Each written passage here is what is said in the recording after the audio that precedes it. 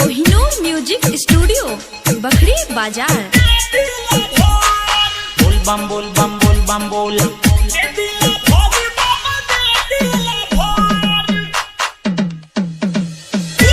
मनीष रक्सौल। बोल बम बोल बम बोल बम बोल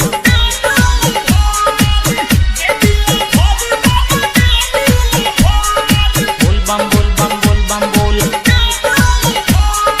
बोल बम बोल बम बोल बम बोल बोल बम बोल बम बोल बम बोल बोल बम बोल बम बोल बम बोल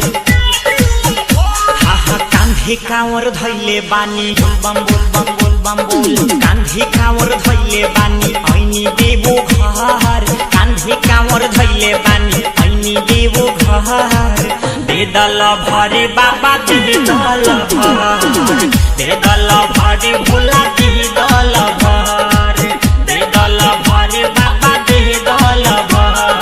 कांधे कांवर धैले बानी ऐनी देवो घर कांधे कांवर धैले बानी ऐनी देवो घर दे दल भरे बाबा दे दल भर दे दल भरे भोला दे दल भर आसारा लगैले बानी बोल बम बोल बम बोल बम बोल आसारा लगैले बानी दिल के भीतर आसारा लगैले बानी दिल के भीतर दे दल भरे बाबा दे दल भर दे दल भरे बाबा दे दल भर कांधे कांवर धैले बानी ऐनी देवो घर कांधे कांवर धैले बानी ऐनी देवो घर दे दल भरे भोला दे दल भर दे दल भरे बाबा दे दल भर सुना दे दल भरे बाबा दे दल भर मनीष रक्सौल।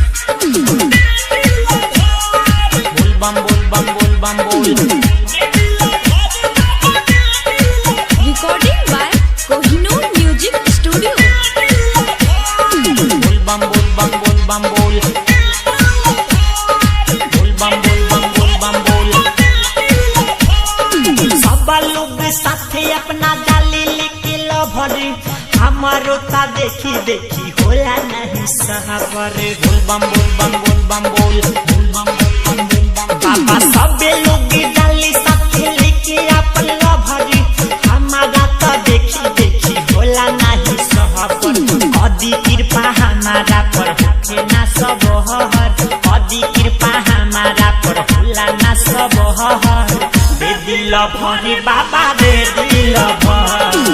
दे दिल भरे भोला दे दिल भर कांधे कांवर धैले बानी ऐनी देवो घर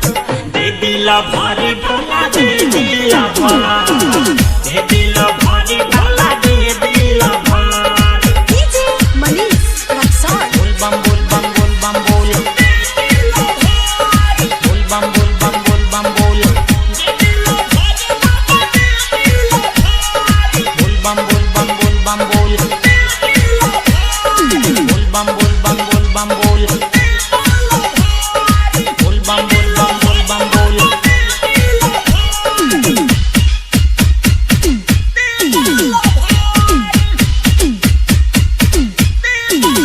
अनिल आनंद बाबा बेटा बा तो हा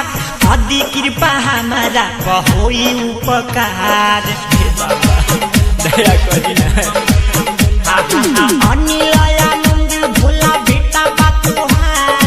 अदी कृपा हमारा होई उपकार नीरज सोनू दिलीप समरिया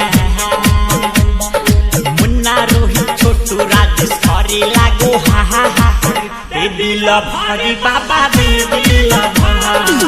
दे दिल भरे भोला दे दिल भर कांधे कांवर धैले बानी ऐनी देवो घर दे दिल भरे बाबा दे दिल भर